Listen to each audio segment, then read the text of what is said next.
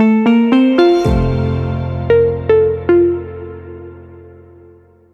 my name's Andrew McTwain. I'm the editor of fundoperator.com, and today I'm joined by Mark Manning, who is the technical specialist for sustainable finance and stewardship at the Financial Conduct Authority. Hello, Mark. Thank you for joining us.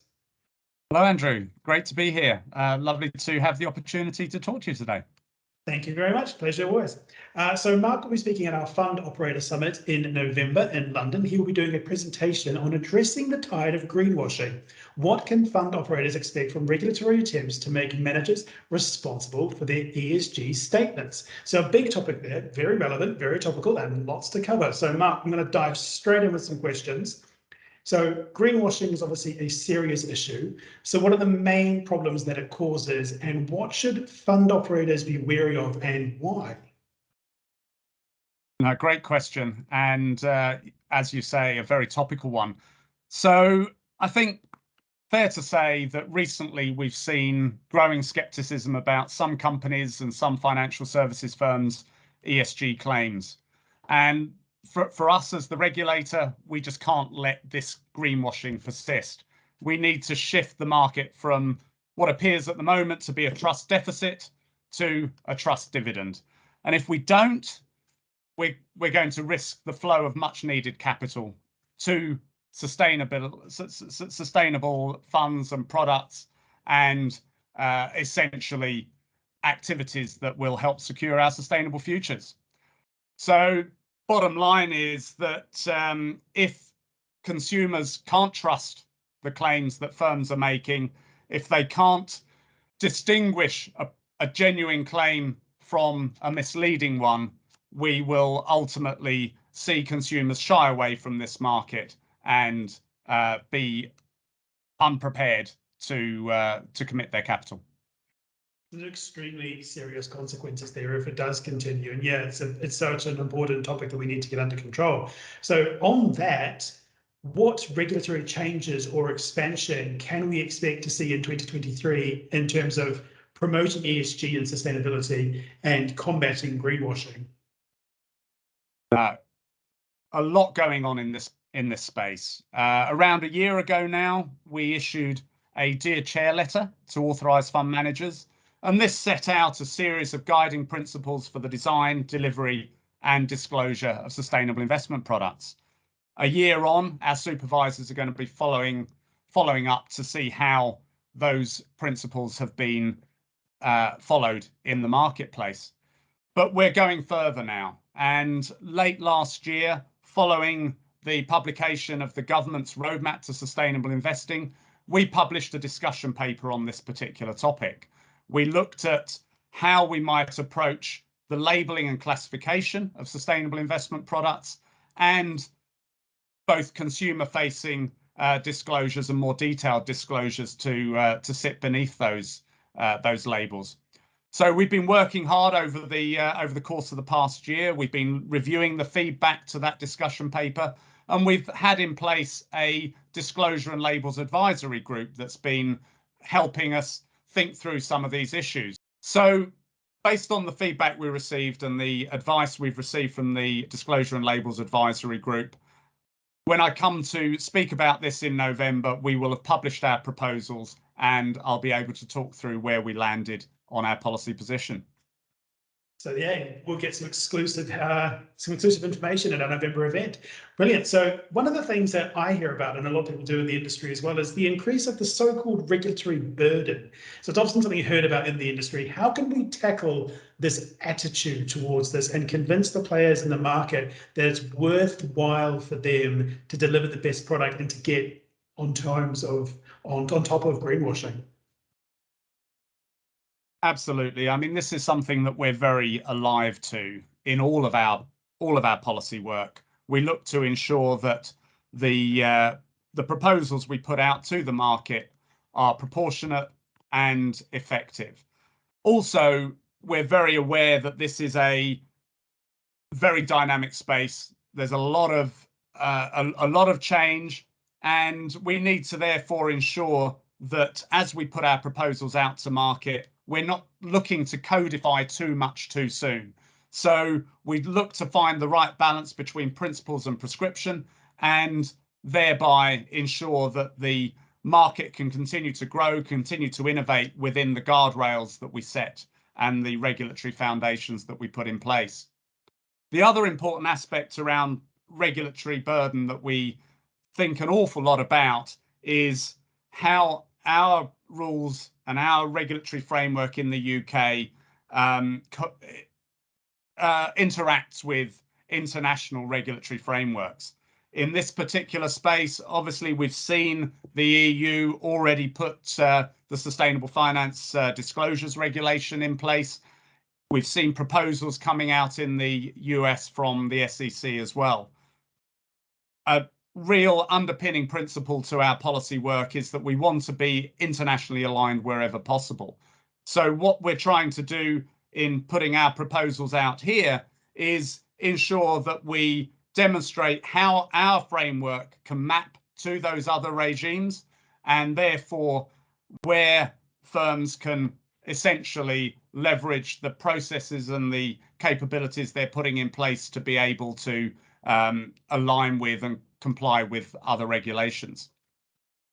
So that's an important starting point.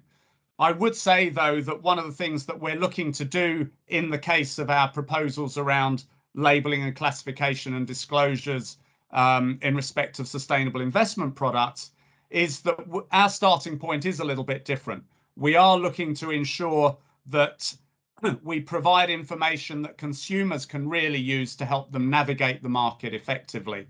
And therefore, our labelling and classification is very much through that lens. And we're also looking to implement a set of consumer-facing disclosures that can help that. That is therefore complementary to what is in place in the Sustainable Finance Disclosures Regulation that the EU has introduced. Final thing that I would say is that what we're proposing here is also going to be a starting point. It's not the end point. We recognise that there is evolution, for instance, in terms of the flow of information from the corporate sector. As that flow of information expands, we're going to be able to build on our proposals and add further elements. So it should be seen also as quite a dynamic regime. Final point in relation to regulatory burden is that we will be giving companies enough time to adjust to the new rules, and that will take the form of a transitionary period before the first disclosures need to be made and before products need to be classified and labelled. So much like a football manager, it's all about the journey here. Right, my final question is, and I know, Mark, you're a very serious man with a very serious job in the regulatory, but can you give us a rundown of tips and tricks you would recommend to fund operators to not fall foul of greenwashing and any specific areas that they should pay special attention to without getting anyone into trouble? No, very good. So the way that I would approach this particular question is really to think about some of the matters that we set out in our Dear Chair letter last year to authorised fund manager chairs. So essentially, we included there some observations about how this market is evolving, and we set out some guiding principles that we believe funds should be paying close attention to when designing, delivering, and disclosing on their sustainable investment products. The proposals that I'm going to talk about in November and that we'll have published ahead of that are really in some ways enshrining some of the expectations and the principles that we set out in that letter. They do much more besides, but you will find that when thinking about the criteria that underpin a product that will qualify for one of the sustainable investment labels, these guiding principles have really inspired some of those criteria. And to give a flavour of what we included in that letter last year, we had an overarching principle that the ESG or sustainability focus of a fund should be reflected consistently in its design, delivery and disclosure.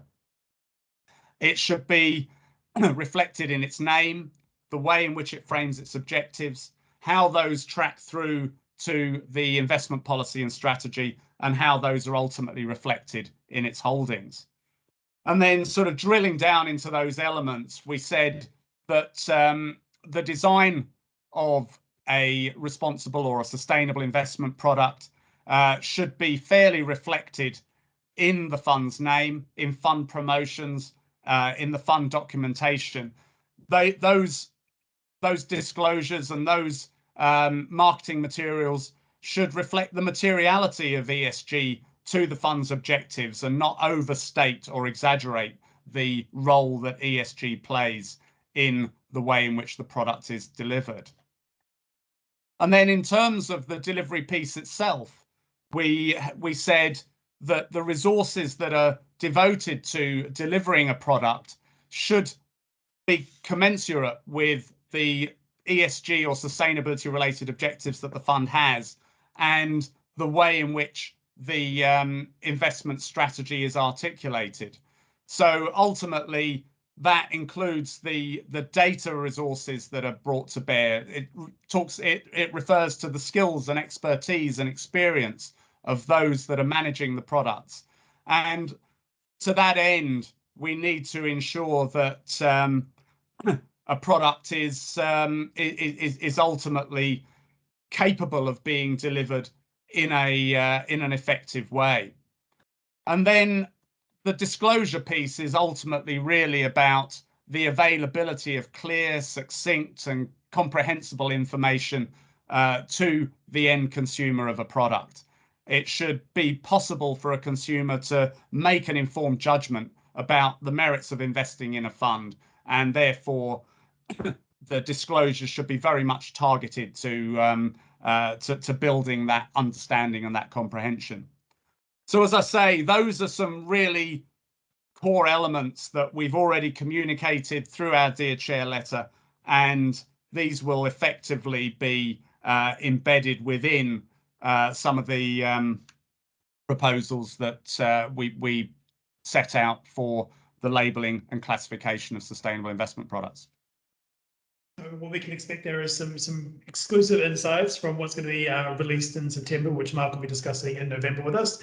And he'll also be going into a lot of detail about some of the things you absolutely need to know about your ESG and greenwashing affairs. So please bring a notebook and come join us in November in London, where Mark will be speaking on this greenwashing topic. And I'd like to thank him for his time today. And I'd like to thank you for watching. I'm Andrew Betwain, and you can get more information at fundoperator.com and our main website, clearpathanalysis.com. Thank you very much.